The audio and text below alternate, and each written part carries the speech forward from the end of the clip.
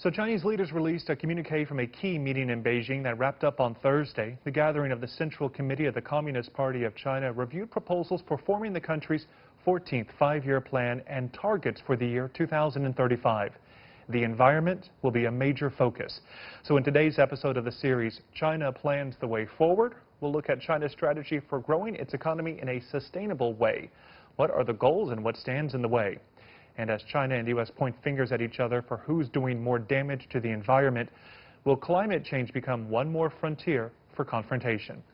So with more on this, I'm joined in Beijing by Han Hua, Research Fellow at Chongyang Institute at Renmin University of China, and from the Chinese province of Yunnan, Thomas Gell, environmental attorney and former environmental advisor to U.S. President Bill Clinton. It's great to have you both with us today. So let's talk about this new five-year plan. It's the 14th. Obviously, the environment's a huge focus. China wants a green and low-carbon economy. Ms. Han, let me ask you, why do you think China is attaching such great importance to this? Well, this is a great news, not only to Chinese people, but also to the global sustainable development. Because reaching carbon neutrality by 2060 for China is a huge target and a challenging one as well. Because so far, China's power use or consumption to drive its economic growth, about 58% accounts for the carbon dioxide consumption or power usage. So it is a great goal down the road to reduce it to nearly to zero, net zero, meaning that the in and out, the absorbing and emission of the carbon dioxide would reach net zero by 2060. And there are a lot of coordination work need to be done among the agencies, among the different industries, and even for people, the livelihood, the way of Chinese people to eat, to consume, to work, to live, and to commute on daily basis to work will be totally changed. As we call it, carbon habit will be totally changed. Indeed, I mean, these are wide-ranging proposals here. So, Mr. Gell, let me ask you, what do you think is driving China to make these commitments? Is it internal pressure or external pressure? I think both. Because I think it's really both. I think, yeah. Mr. Gell, let me ask you. Okay. Sure. I think that we've got the need in the country to be able to be more protective of the citizens, and I think that's really a very important goal for the government. I've had the opportunity to talk to many of the regulators, and I think that they're very committed to making sure that we have a healthier lifestyle in China. Also, as you look at the international scale for investment models, having a green scorecard is very important to be able to get some of the major investors coming up in the next over the next 20 years. So I think that it has a dualistic purpose on it, and both goals are very important to realize. But Ms. Han, I mean, how difficult is it going to be for China to meet these goals? A lot of people are going to say, well, there's clearly a lot of work to do. Oh, of course, definitely. It is a big challenge, though it is a great news, but it is also especially the great news during the pandemic context, but it's still a challenge for China, especially in the context of China's economic growth has been slowing down for the past years. So I think, like I said, because the power usage in the past decades in China to sustain, to support its economic growth, 85% to 60% is due to the carbon dioxide consumption of power. So, and it means that the power needs to be diverted to, for example, the electricity, the nuclear, and other measures or other ways of people's consumption and to support economic growth. And as you point out, those are expensive ideas. Those are expensive proposals, and China's economy is slowing. The global economy is slowing, especially now with the pandemic. So how difficult is that going to be? I think it's definitely challenging, and in the short run, people need to, let me put it this way, sacrifice to raise this awareness of from the daily life. You have to be aware of what kind of role for the country in the long run, and you need to start doing this towards this goal from the daily life and day by day. And we need to have the coordination among the government agencies. For example, the power plants now under construction, like the coal power plants, need to be completely stopped. And this will have a significant impact over the economic growth in the short run. But people and the government have to sacrifice this for a long-term growth and a positive effect. But Mr. Gell, let me bring you in on this because she brings up a great point. These coal power plants are clearly a huge part of China's economy. They're a huge part of China's energy consumption. Do you feel like China will be able to move away from those as quickly as it needs to or wants to? No, they're not. They're not. Over the next 5 years, they're going to put into coal production the same amount of coal that's burned in the United States. So China already burns 4 times more coal in the United States. They're going to add on another 25% on top of that.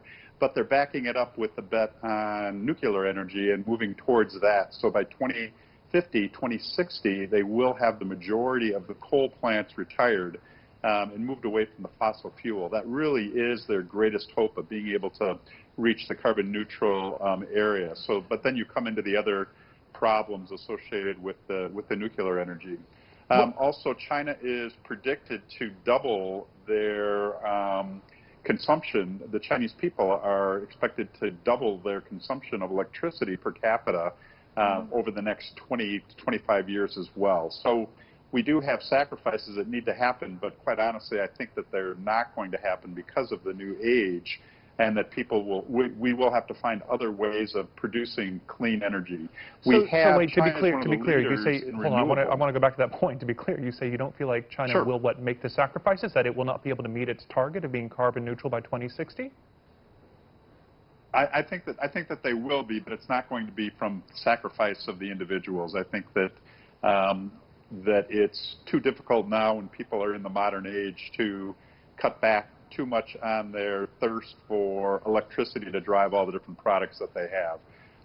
So with electric vehicles going up, with the number of different things we're going to do to need to consume electricity to improve our lifestyle, these are going to be difficult challenges that we have going forward. And I think that, again, the nuclear power is probably the best chance that China has of being able to meet these demands of the people and the environment. So, Ms. Han, I want to get your thoughts on the most recent 5-year plan, the 13th. We have some numbers for you here. They show that China's carbon dioxide emissions per unit of the GDP fell by about 18% between 2015 and 2019. 8 of the 9 objectives related to the environment were realized ahead of schedule, China says. The remaining one was that most Chinese cities see good air quality for more than 84% of the days this year. Yes. China says that will be. What do you think is the biggest takeaway from the most recent 5-year plan when it comes to the environment? I think first thing first, it shows that the achievements and the numbers all indicated that China made this promise and China made this pledge, and China delivered during the past, either the 5 years plan or the past 13th 5-year plan. So for the next 5-year plan, China will deliver that.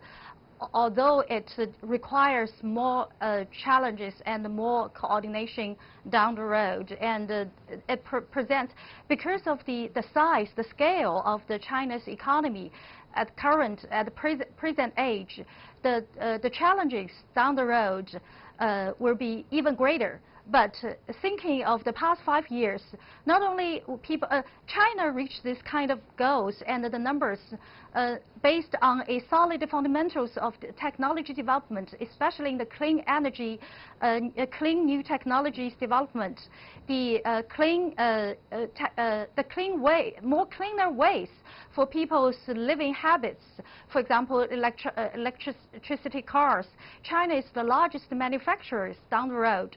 So I still believe that when China made this pledge for the next 5 years plan, China will deliver that. But it needs more details for us to see whether it can have more people, more agencies, more scientists, more manufacturers, and even just ordinary people starting changing their daily habits. For example, the waste management, so that people can have the coordinated efforts to make this goal realized. I mean, absolutely. It takes really to call 1.4 billion people to get on board with all this. So, you know, Exactly. when you look at these numbers, Mr. Gell, I want to bring up the credibility issue with China, because a lot of people look at these numbers, they look at these plans, they look at these goals. China almost always meets the goals it sets out. Do you feel like China has a credibility issue when it comes to this? I think that there are some problems there, but I've lived in China for many years, and I am a big fan of President Xi and his policies moving forward.